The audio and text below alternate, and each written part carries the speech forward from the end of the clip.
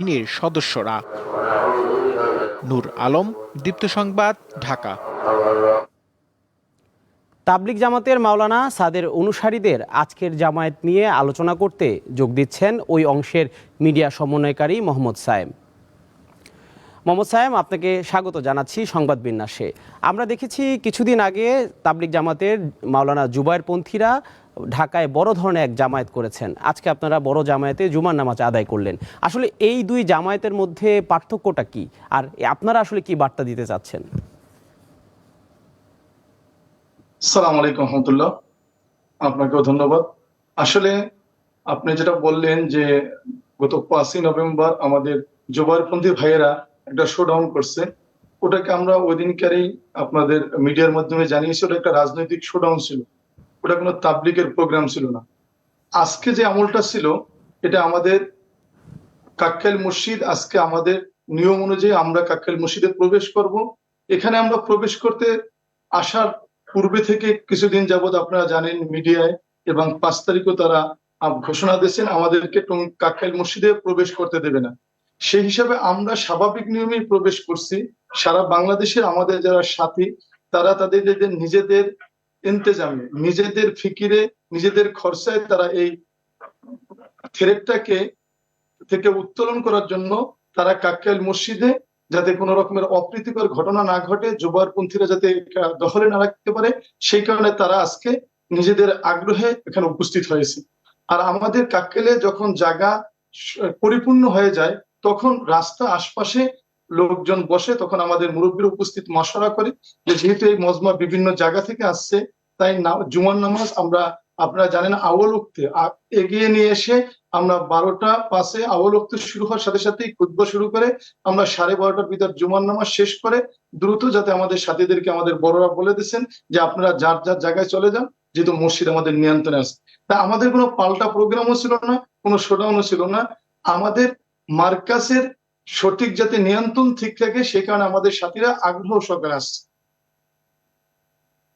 দেখেছি যে জুবায়েরপন্থীরা কিন্তু সাদপন্থীদের নিয়ে বড় ধরনের হুঁশিয়ারি দিয়েছে, এবং আপনারা আজ বড় জামায়াত করে একটা শোডাউনের মতো করেছেন। তাহলে তাবলিগ জামাতের দুই পক্ষের মধ্যে আসলে বিভেদের কারণটা কি? আমাদের জুবায়েরপন্থীরা যে হুঁশিয়ারি দিয়েছে আপনারা জানেন, আপনারা আজকে আমাদের প্রোগ্রাম দেখেন, এখান থেকে আমরা কোনো হুঁশিয়ারি দিই নাই, আমরা কোনো কাউকে ধমক দিই নাই, আমরা ঐক্যের আহ্বান জানিয়েছি এবং আমরা বলছি যে এ দেশ সবার দেশ, এখানে ইসলামিক কাজ এবং সব ধর্মের কাজকর্ম স্বাধীনভাবে সবাই পালন করতে পারবে। তাই আমাদের পক্ষের আমল আমরা পুরা করব, আপনাদের আমল আপনারা পুরা করেন। তারা আমাদের হযরত মাওলানা সাদ সাহেব দামাত বরকতুম, যে সারা পৃথিবীর আমির, তাকে বিতর্কিত, ইচ্ছাকৃত ভাবে তারা চক্রান্ত করে তাকে বিতর্কিত করার চেষ্টা করতে গত 7 বছর যাবত তারা বিতর্ক করার চেষ্টা করছেন কিছু কাটপিস বয়ানের মাধ্যমে। এবং ওই বয়ানগুলোকে যখন তারা বারবার সাধারণ মানুষ এ ব্যাপারে অবগত না, তাদেরকে বিভিন্ন সোশ্যাল মিডিয়ায় এবং ওয়াজ মাহফিলে এই সাধারণ মানুষকে বিভ্রান্ত করার জন্য এই কাটপিস বয়ানগুলো বলে, কি বলছে মাওলানা সাদ সাহেব এই সংক্রান্ত তারা তথ্য দেয় না, শুধু তারা বলে সে নবীর বিরুদ্ধে কথা বলছে, নাউজুবিল্লাহ, এরকমের বিভ্রান্তমূলক কিছু কথা বলে। তাই আমরা গত 6ই নভেম্বর আপনারা জানেন প্রেস ক্লাবের সংবাদ সম্মেলনের মাধ্যমে আমাদের জুবায়েরপন্থী ভাইদেরকে এবং হযরত ওলামায়ে কেরামদেরকে আমরা বলছি, আপনাদের ওলামায়ে কেরাম যারা, আপনাদের সাথে আমাদের কোনো বিভেদ নাই, আপনারাও কওমিপন্থী আমরাও কওমিপন্থী, মাওলানা সাদ সাহেব কওমি আলেম এবং আমাদের সন্তানদেরকে আমরা কওমি মাদ্রাসায় পড়াই, অতএব আপনাদের সাথে আমাদের বিভেদ নাই। আপনারা দয়া করে মাদ্রাসার ছাত্র আমাদের সন্তান, তাদেরকে আমাদের মোকাবেলায় পেশ করেন না। এবং আপনারা যে মাওলানা সাদ সাহেব সম্পর্কে বিভ্রান্তমূলক মিথ্যা তথ্য প্রচার করছেন, সেই বিষয়ে আপনাদের এবং আমাদের সবারই মুরব্বী এবং সারা পৃথিবীর যারা সম্মানিত ওলামায়ে কেরাম, দারুল উলুম দেওবন্দের আরশাদ মাদানী, আমরা উভয় পক্ষেই তাকে সম্মান করি। আরশাদ মাদানী এবং সারা পৃথিবীর যে মুফতি আজম বলা হয়, মুফতি তৌফিক ওসমানী সাহেব পাকিস্তানের, এই দুই হযরত সহ আরো কিছু ইন্টারন্যাশনাল ওলামায়ে কেরামকে আমরা বাইতুল মোকাররমে নিয়ে আসি এবং সরকারের উপদেষ্টাদেরকে নিয়ে রাখি এবং বাংলাদেশের সমস্ত মিডিয়া লাইভ প্রচার করবে, ওখানে আমরা একটা বিতর্ক করি। সেই বিতর্কে আপনারা যে অভিযোগগুলো করছেন সেই অভিযোগগুলো আমরা খণ্ডন করি। যদি বিচারকরা আমাদের অভিযোগের দ্বারা তারা মাওলানা সাদ সাহেবকে সহি বলে, সহি আকীদার বলে, তাহলে আপনারা তাকে মেনে নেবেন। আর তারা যদি ভুল আকিদা বলে তাহলে আমরা আপনাদেরকে মেনে নেব। এইভাবে আমরা ওপেন চ্যালেঞ্জ দিছি, কিন্তু এখন পর্যন্ত তারা তারপরে সংবাদ সম্মেলন করছেন, কিন্তু আমাদের ওই ওপেন চ্যালেঞ্জকে তারা অ্যাভয়েড করছে।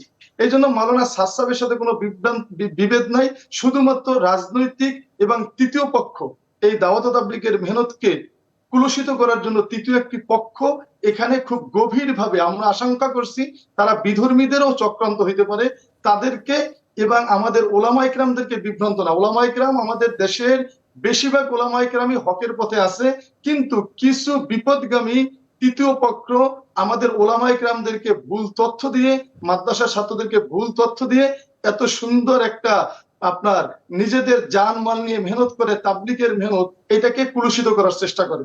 এই জন্য আমরা তাদের কাছে আপনাদের মাধ্যমে আবেদন করব, অনেক হয়েছে, ইসলামকে আর মানুষের কাছে লজ্জার বিষয় বানাইয়েন না। এটা শান্তির ধর্ম, দাওয়াত ও তাবলীগ সারা পৃথিবীতে চলে একমাত্র মেহনত, এই মেহনতকে আর কুলুষিত করেন না। আপনারা আপনাদের মতো তাবলীগ করেন, আমরা আমাদের মতো তাবলীগ করি। আপনারা আপনাদের মতো ইস্তেমা করেন, আমরা আমাদের মতো ইস্তেমা করি। আর আপনাদের ইস্তেমায় কোন মেহমান আসবে আমাদের কোনো আপত্তি নেই। আমাদের ইস্তেমায় তো আমরাই শুধু শরীক হই, যেমন আজকে কাকরাইলে আমরাই শরীক হয়েছি, এখানে কে বয়ান করবে? আমাদের মেহমান বয়ান করবে। তেমনি আমাদের ইস্তেমায় আমরাই শরীক হয়, আমাদের আমির, সারা পৃথিবীর আমির হযরত জি মাওলানা সাদ সাহেব দামাত বরকতুম সে আসবে। এখানে আপনারা প্রতিবন্ধকতা সৃষ্টি করতেছেন শুধুমাত্র কিছু অন্য স্বার্থের কারণে। আপনারা দয়া করে এই মেহনতকে নিয়ে আর আপনারা এরকমের খেলতামাশার বস্তু বানাইয়েন না। আপনাদের কাছে আমরা আকুল আবেদন করছি, স্বাধীনভাবে আপনারা আপনাদের কাজ করেন, আমাদের কাজ করতে দেন, এটা আমরা আপনাদের মাধ্যমে জানাচ্ছি। এবং আপনার কথার সূত্র ধরে একটা প্রশ্ন করতে চাই, সেটা হচ্ছে যখন জুবায়েরপন্থীরা ঢাকায় জমায়েত করলেন তারা বলেছেন যে মাওলানা সাদকে তারা ঢাকায় ঢুকতে দিবেন না, বাংলাদেশে ঢুকতে দিবেন না। এই বিষয়ে আসলে আপনাদের অবস্থান কি? তারা তো এই কথাও বলছে যে 15ই নভেম্বর কাকরাইল মসজিদ তারা ছাড়বে না, আমাদেরকে ঢুকতে দেবে না। আমরা কি ঢুকছি? তারা কি ছাড়ছে? আর তারা তো ছেড়েই গেছেন এবং আমরা ঢুকছি ইনশাআল্লাহ। এবার আমরা প্রথম ইস্তেমা করব এবং আমাদের হযরত জি মাওলানা সাদ সাহেব দামাত বরকতুম এই তার পূর্বপুরুষ, আপনারা আশ্চর্য হবেন, এই যে জুবায়ের সাহেব, আপনারা জুবায়েরপন্থী বলেন, জুবায়ের সাহেব আর সাদ সাহেব কখনো সমতুল্য হয় না। কারণ জুবায়ের সাহেব মাওলানা সাদ সাহেবের 18 বছর সে উর্দু বয়ান করতে টঙ্গীর ময়দানে, আর মাওলানা জুবায়ের সাহেব তার বয়ানের তর্জমা করত। জুবায়ের সাহেব কাকরাইলের সুরা, এটা মাওলানা সাদ সাহেব স্বাক্ষর করে তাকে সুরা বানাইছে। কাকরাইল মসজিদের ইমাম, এটা মাওলানা সাদ সাহেব তাকে স্বাক্ষর করে কাকরাইল মসজিদের ইমাম বানাইছে। সে কিভাবে তার প্রতিদ্বন্দ্বী হয়? এটা একটা আমাদের ইস্তেমাকে ছিনতাই করার জন্য একটা আপনার সর্বজন শিক্ষিত একটা মেহনত ইস্তেমা, এটাকে বিতর্কিত করার জন্য একটা কুচক্রীমূলক চক্রান্ত। তারা সফল হয় নাই এবং হবেও না ইনশাআল্লাহ। আমাদের 31শে জানুয়ারি, 1-2 ফেব্রুয়ারি ইস্তেমা আমরা করব এবং ইনশাআল্লাহ আমাদের হযরত জি মাওলানা সাদ সাহেব দামাত বরকতুম ওই ইস্তেমায় শরীক হবে। এবং সারা পৃথিবী থেকে আমি চ্যালেঞ্জ দিয়ে বলবো, সকল পূর্বের সব রেকর্ড ভেঙে এইবার হযরত জি আসার কারণে সারা পৃথিবী থেকে রেকর্ড পরিমাণ বিদেশি মেহমান এখানে উপস্থিত হবে। মোহাম্মদ সাহেব, আপনাকে ধন্যবাদ।